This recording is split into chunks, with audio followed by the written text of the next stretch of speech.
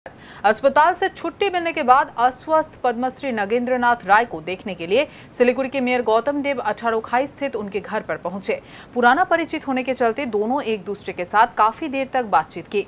इस दौरान नगेंद्रनाथ राय ने उत्तर बंगाल से अभी तक मुख्यमंत्री नहीं बनने पर दुख प्रकट किया।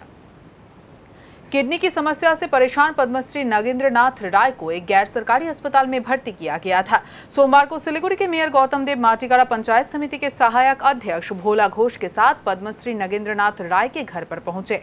इस दौरान ग्राम पंचायत प्रधान युथिका राय, पंचायत समिति सदस्य अभिजीत पाल, शिक्षक नेता सुप्रकाश राय, प्राथमिक शिक्षा परिषद के चेयरमैन दिलीप राय, तृणमूल नेता दुर्लभ चक्रवर्ती समेत अन्य वरिष्ठ लोग भी उपस्थित थे।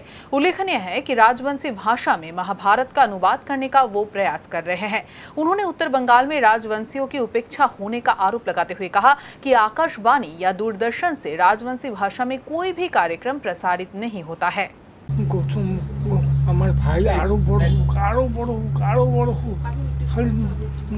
শিলিগুড়ি কেন সারা পশ্চিমবঙ্গকে পরিচালনা করব।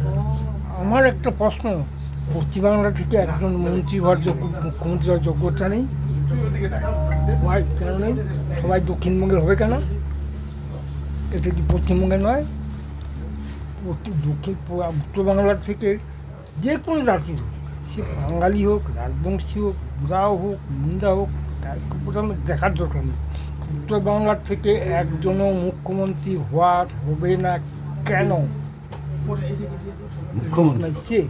মুখ্যমন্ত্রী হবে না কেন? সবাই দক্ষিণবঙ্গের হবে কেন? আমরা কি যোগ্য নেই? কেউ গৌতম ভাই কি যোগ্য না, বা অন্যান্য কেউ যোগ্য না? আমার প্রশ্ন।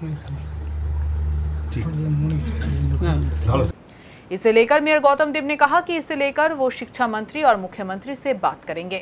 অসুস্থতা শরীর নিয়ে মহাভারত লিখছেন, উপনিষদ কমপ্লিট করেছেন, প্রিন্টে আছে, চণ্ডী পুরো করে ফেলেছেন, আর রামায়ণ তো একটা উনি নিজে ইতিহাস তৈরি করলেন, যার জন্য ভারত সরকারের পদ্মশ্রী। এবং আমাদের যখন শিক্ষারত্ন মমতা বন্দ্যোপাধ্যায় দেওয়া শুরু করলেন, প্রথম শিক্ষারত্ন বেছে নেওয়া হয়েছিল নগেন বাবুকে। উনি আমাদের পথপ্রদর্শক, আমাদের শিক্ষাগুরু বলছেন। আমরা চাই, উনি একটা আমাকে কথা বললেন, যেটা আমি সব জায়গাতেই লিখব, যে আকাশবাণীর অন্তপক্ষে আধা ঘন্টা বিভিন্ন স্লটে সকাল থেকে সন্ধ্যা অবধি সংবাদ, অন্যান্য কালচারাল প্রোগ্রাম, এটা রাজবংশী ভাষায় হওয়া উচিত।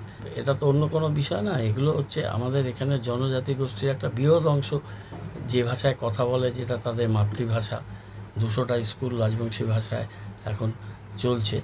সেই ভাষাকে সংরক্ষণ এবং পুষ্টি দিতে হবে, সেই সংস্কৃতিকে এগিয়ে নিয়ে যেতে হবে। এই সংস্কৃতিগুলো আমাদের এখন মূল স্রোতের মধ্যে এসে গিয়ে সংস্কৃতিটাকে অনেকটা ওভারশ্যাডোড হয়ে গেছে, কিন্তু এর একটা ফল্গু ধারার মতো একটা বহমান প্রবাহতা আছে, সেটাকে আমাদের বাঁচিয়ে রাখতেই হবে।